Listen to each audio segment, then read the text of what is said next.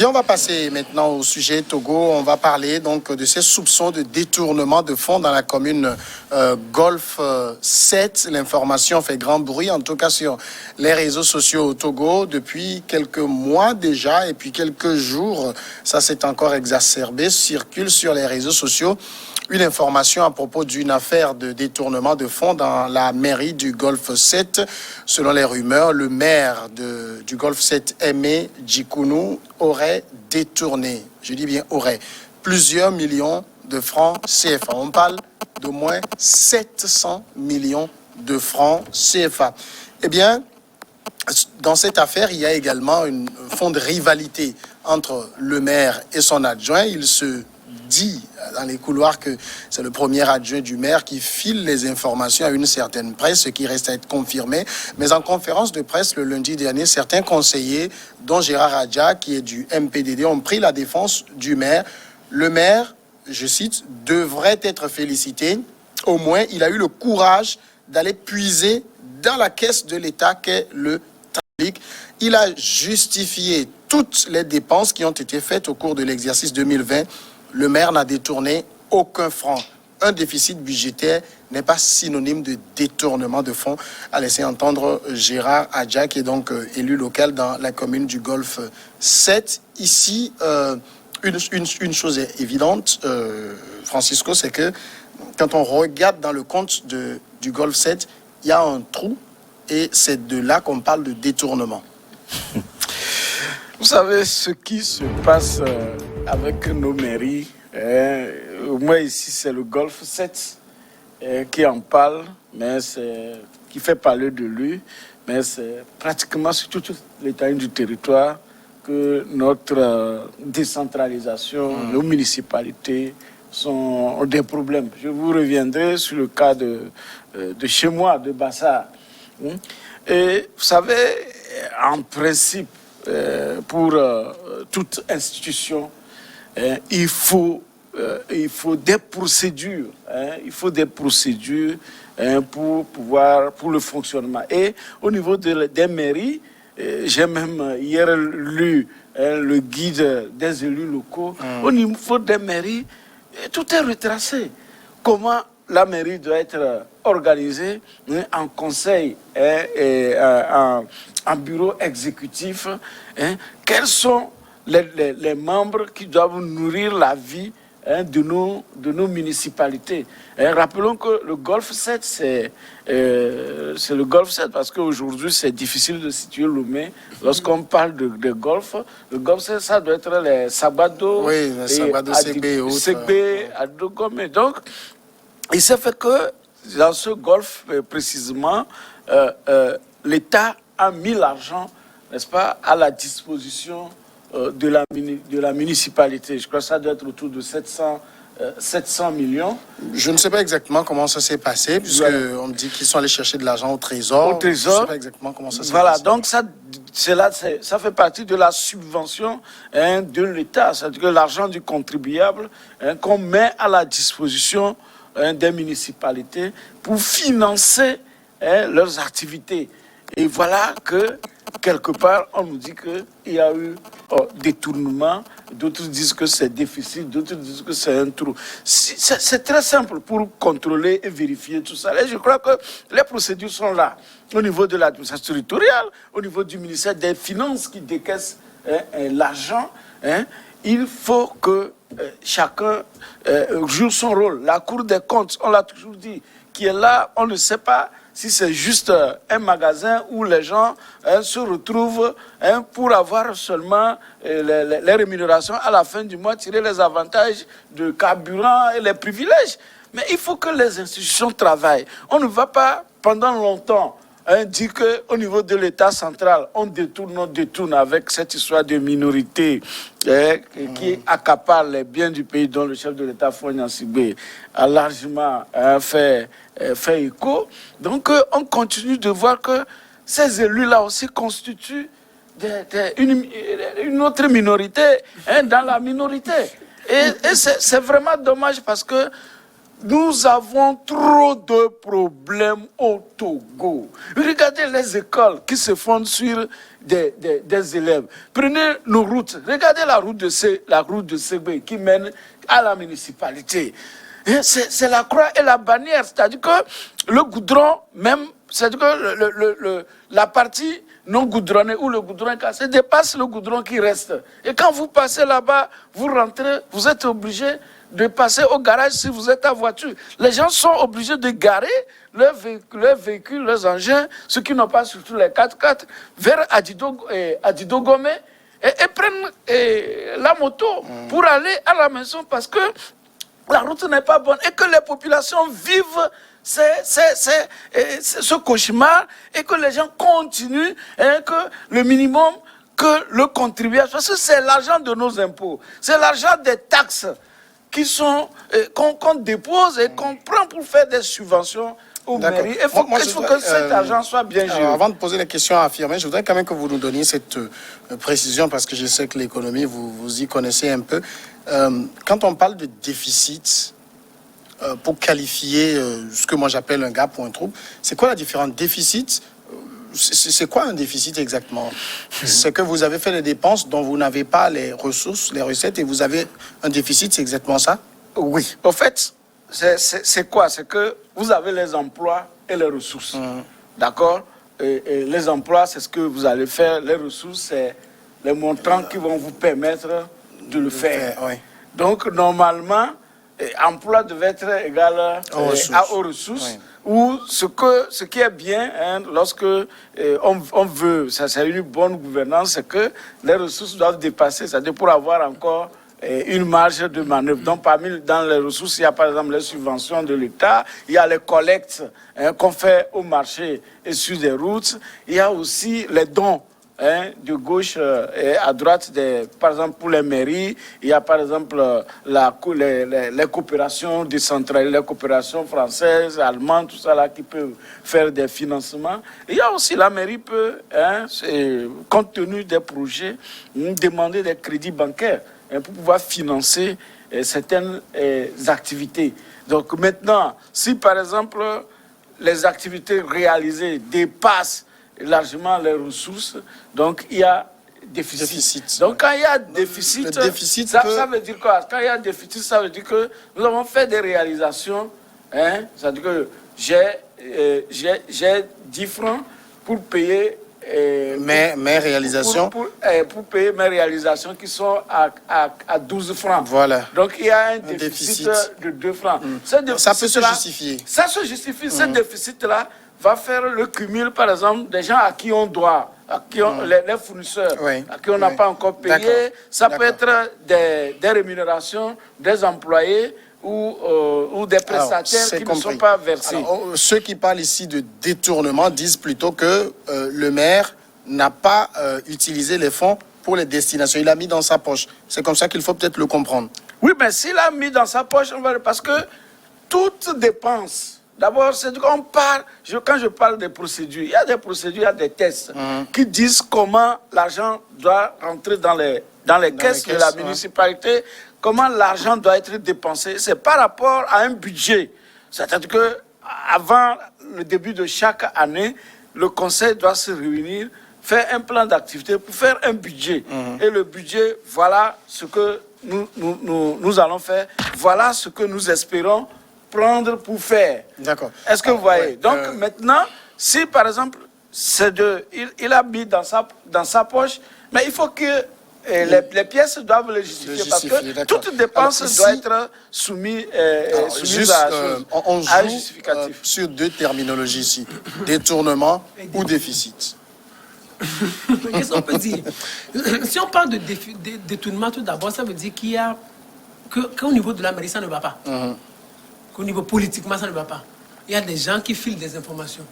Qui a filé l'information selon laquelle le maire aurait détourné plus de 700 millions de francs CFA.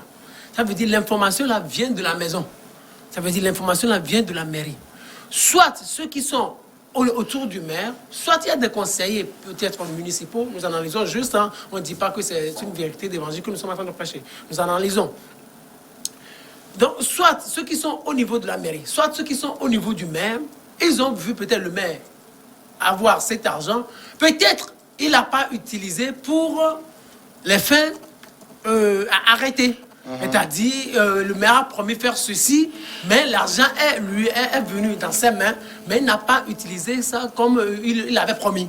Donc peut-être c'est sur la base de cela que des gens ont filé des informations aux journalistes que le maire aurait détourné cet argent. Sur ce point, il y a quelque chose. Mais ce qui m'étonne un peu plus, c'est la position radicale de Gérard Adia. C'est la position radicale de Gérard Adia qui est un opposant à unir. Parce que le maire d'Ikulu, c'est un député... Non, c'est un maire. C'est un maire uni. Et Gérard Adia, c'est un opposant. Il est dans le conseil, il voit ce qui se fait, et pour lui, il faut rétablir la vérité. C'est pas une question de politique. Nous sommes en politique. Entre unis à la tête de l'État actuellement, et entre unis et un PDD, ça ne colle pas trop. Donc, si le maire peut arriver à défendre énergiquement, non, si Gérard Adia peut arriver à défendre énergiquement le maire qui est de Uni, ça veut dire qu'il y a quelque chose au fait. Soit c'est une vérité absolue, soit c'est une vérité absolue, soit ça veut dire le maire n'a pas détourné de l'argent. Cette histoire de déficit peut être compris.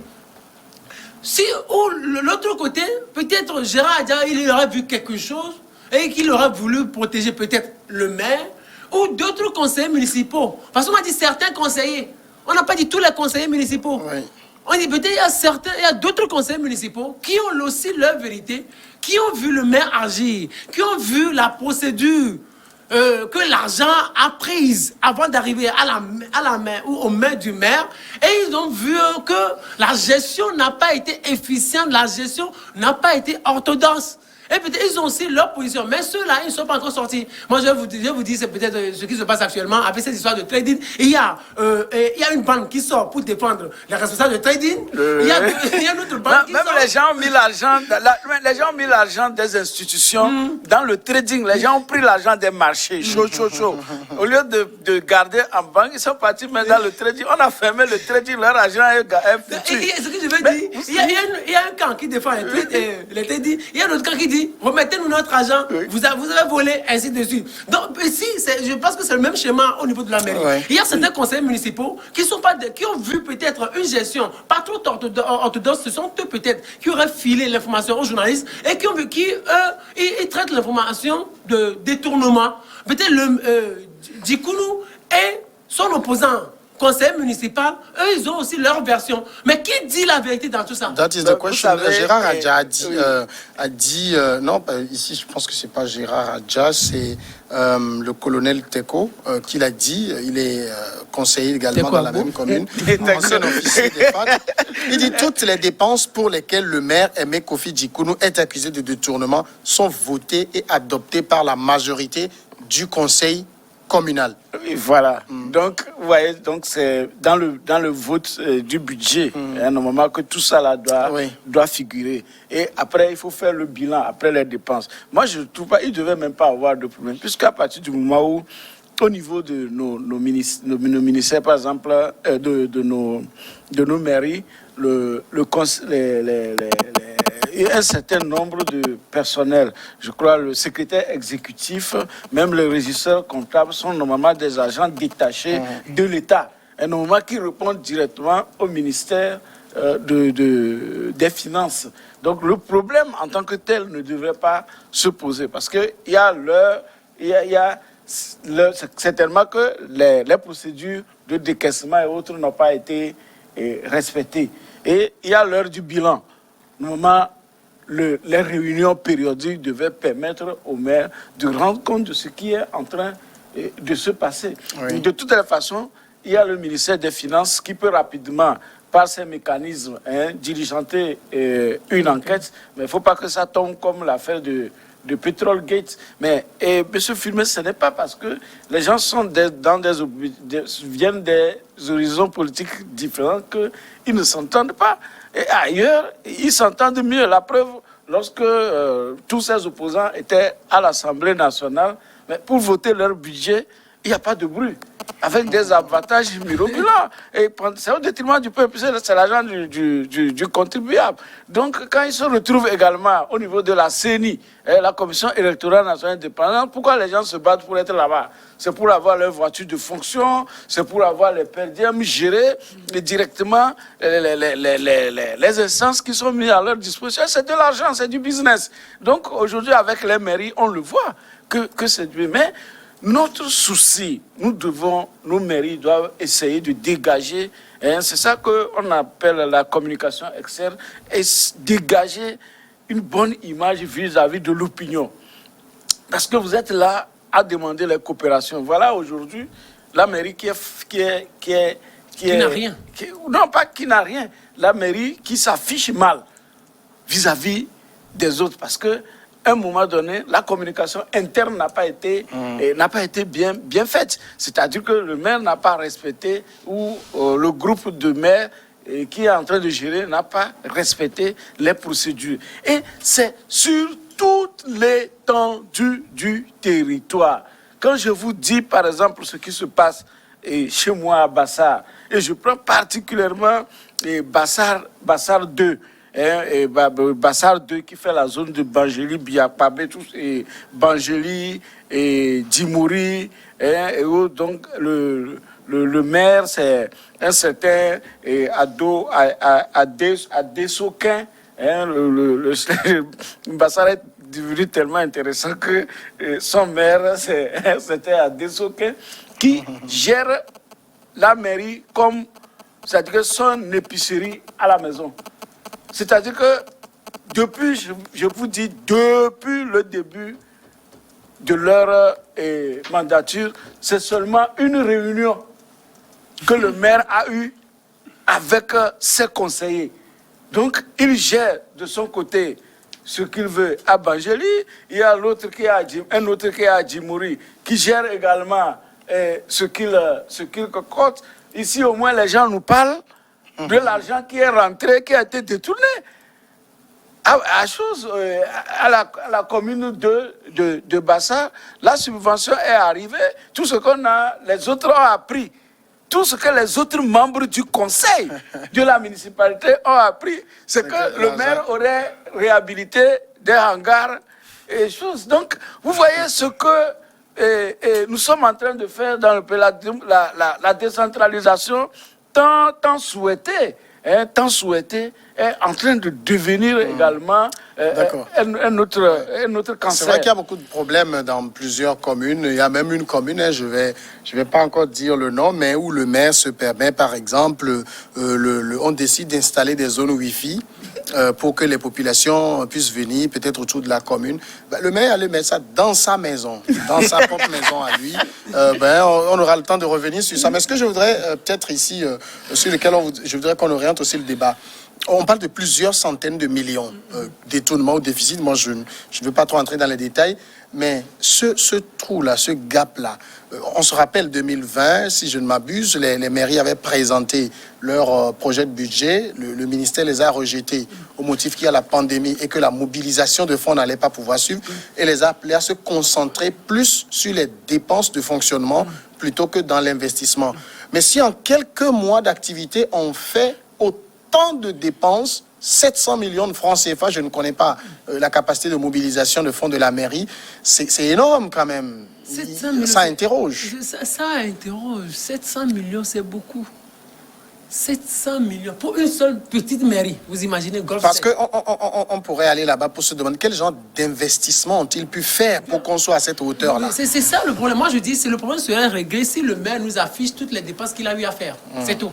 Il dit, j'ai investi dans ceci, j'ai investi dans ceci, j'ai construit des écoles, j'ai fait faire des bancs, j'ai fait acheter des dispositifs de lavage de mains, j'ai fait acheter des gels hydroalcooliques. Ça va partir de ça. Hein. C'est-à-dire, c'est des choses ce sont des choses qui vont être incluses dans les dépenses, dans la mesure où nous sommes toujours dans la situation pandémie.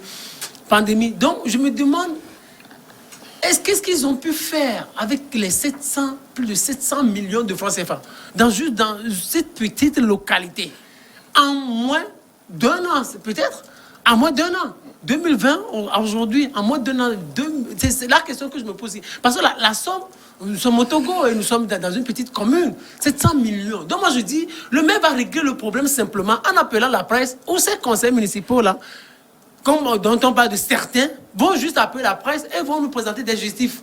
C'est-à-dire, on n'a pas besoin de papier, mais qu'on nous dise simplement que en un an ou en 6 mois, le maire fait faire ceci, cela, ça coûte peut-être 300 000, l'autre c'est 200 000, ça c'est 200 millions, ainsi de suite. Si on peut avoir ça, donc, on n'a pas de problème. On n'a pas de problème. Mais l'autre chose que je voudrais faire soulever, c'est que le financement de l'État, pourquoi ça traîne? C'est ça. Ils en ont eu l'année dernière. Ils ont eu, je pense, 2 milliards partagés. Cette année, je ne sais pas s'ils en ont déjà eu. 2 milliards pour combien de communes? 117. 117 communes. Non, pour l'instant, on leur a dit, chers amis, les ressources sont rares. Limitées. Ça a été fait pour toutes les structures de l'État, même les ministères, les gens qui, beaucoup ont fait du fanfaron, qui vont travailler, mais après tout, ils n'ont pratiquement rien. Leur budget a été divisé par 2 ou par 3 avec le fameux budget programme. Mais on leur a dit, il n'y a pas de l'argent. Les investissements, pour l'instant, c'est l'État qui le fait. Donc, c'est les dépenses de fonctionnement. Parce que la mairie a du personnel. La mairie doit faire face à des charges de location. Quand on sait que toutes nos mairies sont dans les locaux loués. Et il y a le personnel. Et bon, il y a des petits travaux. Aujourd'hui, au moins, on voit qu'il y a certaines pistes à Lomé qui sont rapidement raclées. Je ne sais pas si c'est la mairie qui entreprend ou bien c'est toujours l'État. Donc, on dit dépenses de fonctionnement. Donc, n'allez pas à l'investissement. Donc, si on vous dit dépenses de fonctionnement, celui qui vous a subventionné, il a dit dépenses de fonctionnement. Quand vous mettez dans l'équipement, c'est un détournement d'objectif. D'accord? C'est un détournement. Parce que c'est ça qu'on a dit de faire avec l'argent. Et quand vous allez le faire, vous devez faire des réunions au niveau de la mairie et vous signifiez ça à l'État, aux donataires, que voilà l'argent que vous nous avez envoyé, permettez-nous de faire ceci, avec justificatif, c'est-à-dire que une motivation. Et on doit vous donner l'ordre avant de prendre cet argent-là pour le faire. Donc, si ils le font comme ça, non. Maintenant, non, je dis que normalement c'est simple. Tout ce qui est en train de se dire, si l'État veut être responsable, ne pas laisser les choses pourrir, c'est que c'est le ministère des Finances qui rapidement va envoyer, parce que les comptables qui sont là-bas, je vous dis, c'est des comptables du ministère. Normalement, quand l'argent, on ne doit plus permettre même que les gens aillent chercher l'argent au trésor dans la voiture pour venir à la mairie. Non, l'argent de l'État doit être viré sur le compte bancaire de chaque structure et respecter les procédures. Donc, si le comptable qui est là-bas est défaillant, il faut le rappeler. Il faut le rappeler. Et s'il faut le punir, ce n'est pas le mec qui dit, bon, ok, envoyez-moi 1 million, envoyez-moi 5 millions, et vous lui envoyez. Non, l'argent qui est sorti doit suivre des procédures. Et si les procédures sont respectées, chacun a pu signer et marger que voilà cet argent, voilà l'autorisation, ok. Et donc, le problème est clos. Je dis, la transparence, même les gens vont jusqu'à l'affichage. J'avais l'habitude de féliciter un ancien maire, sinon président de la délégation spéciale de la ville d'Aného. C'est-à-dire qu'avant qu'on ne fasse les élections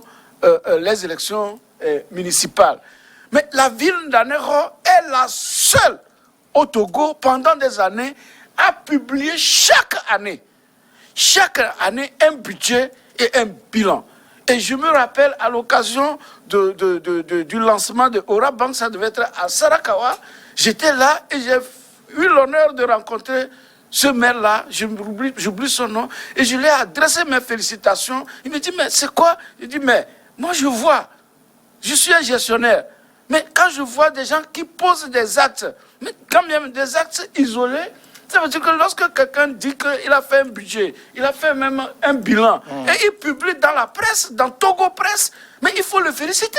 parce qu'il a donné l'occasion qu'on apporte la critique sur sa gestion. Alors, ici, en tout cas, tout cela dénote d'un certain rififi au niveau du Golf 7 parce que on accuse le premier adjoint d'être à l'origine de la divulgation de ce genre d'informations. Les deux maires et premier adjoint sont de unis. Le premier adjoint lui-même, j'ai sa réaction devant moi, il s'appelle Victor Siakou, qui dit que ce serait plutôt notre conseiller qui propagerait ce genre de fausses rumeurs. Il y a comme un malaise au sein de cette commune. Oui, c'est ce que je disais tout à l'heure. Sinon, il n'y aurait pas de malaise, on n'aurait pas ces informations. C'est qu'il y a des gens, il y a des conseillers municipaux qui ne sont pas d'accord avec l'attitude du maire ou la manière dont le maire peut-être dirige la mairie. C'est ça, c'est pour cela qu'ils ont eu à publier cette information. Mais je me dis que du moment où cette information est sortie, il y a quelque chose peut-être qui ne marcherait pas trop bien dans cette mairie-là. Si c'est simplement un déficit, tout ça, là, parce que quand si on est allé prendre de l'argent au niveau du trésor et tous les conseils municipaux ont cette information, je ne vois pas celui-là qui va sortir et parlerait. Parce que à la présentation des dépenses, il me semble, le premier adjoint n'a pas voté pour. Il n'avait pas voté pour lorsque les dépenses, la gestion a été présentée, il n'a pas voté pour. Donc, ce qui veut dire aux gens il y a un mauvais fonctionnement. Il y a un mauvais fonctionnement ou il y a une petite... Oui, voilà, je vais retrouver le premier adjoint dont je parlais, dit j'ai refusé ce lundi 7 juin 2021, j'ai bien refusé de voter les comptes financiers de gestion exercice 2020 fait par le maire, M. Djikounou, pour certaines raisons que je pourrais évoquer plus tard. Ah, c'est fini. Il a confié ça à nos confrères du site commune-info.com. Okay, voilà un responsable. Il ne dit pas les choses. Il le dit à visage découvert. Peut-être que il pouvait nous dire pourquoi il n'a pas voté non plus. Non. Il a dit qu'il le dira parce que c'est un conseil. Ils ont fait le conseil. Quand il sort, il n'a pas à donner les détails. Il y a le secret de quoi qu'il doit maintenir. Le secret des délibérations. Voilà, qu'il doit maintenir. Il a refusé, mais il dit que j'ai refusé pour des raisons. Ces raisons, c'est maintenant les investigations du ministère des Finances qui va aider la Cour des comptes, qui vont nous le dire. Mais cette information lâchée, ça met du discrédit sur tout ce que Gérard Adia a dit.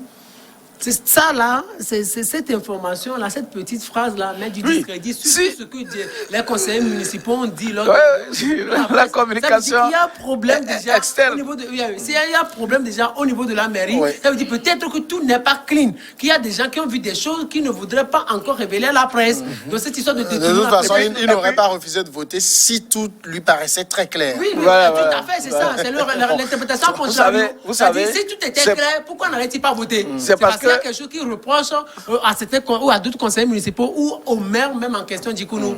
Mais c'est parce que peut-être ici il y a Gérard Adja qu'on connaît, qui est un peu proche des médias, c'est pourquoi ils ont fait. Mais je vous dis, dans les mairies du Togo, c'est-à-dire quand vous allez dans Palimé, Pelé, par tout ce qui se passe, et Cloto 1, 2, ce qui se passe, et je vous donne le cas de Bassar, les autres Bassar, ça va un peu, parce que peut-être qu'ils sont plus en ville, mais ce qui se passe dans les faubourgs de Bangéli, c'est la catastrophe. C'est-à-dire qu'il n'y a même pas de réunion parce que les conseillers municipaux ne sont pas du même parti. D'accord, merci beaucoup Francisco Napokura, merci Firmin Teko Agbo.